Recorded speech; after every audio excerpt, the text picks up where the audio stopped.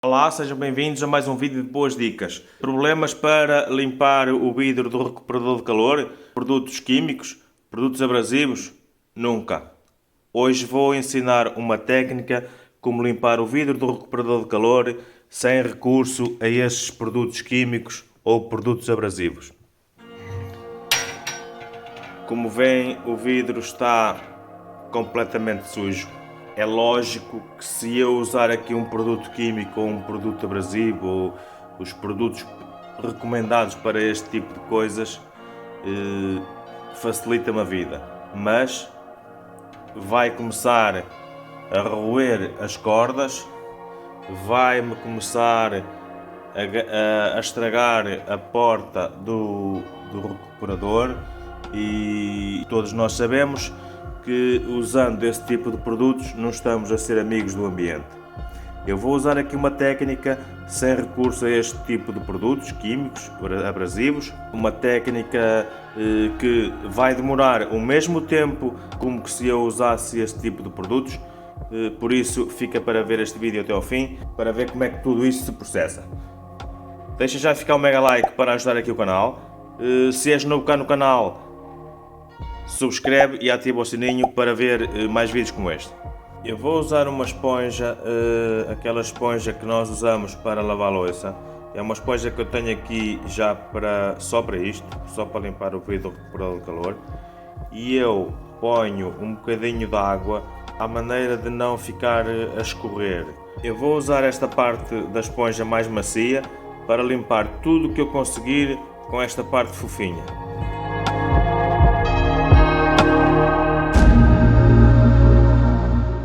Agora que já está todo o vidro está úmido, eu vou com a esponja, com a parte macia na mesma, vou colar aqui um pouco de cinza.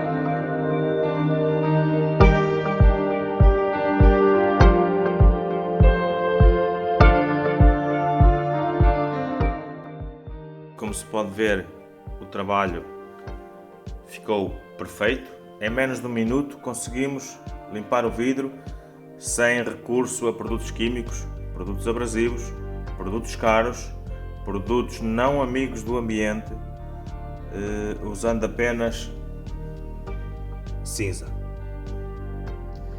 e uma esponjinha com água, né? Com umidazinho. Portanto, o trabalho ficou perfeito. Por isso, se gostaste deste vídeo, deixa ficar um mega like para apoiar aqui o canal. Se ainda és novo aqui no canal e queres fazer parte dele, subscreve e ativa o sininho para ver mais vídeos como este. Compartilha com os teus amigos, deixa ficar o teu comentário, ele é muito importante para nós. Fica bem, fica até o próximo vídeo. Fui!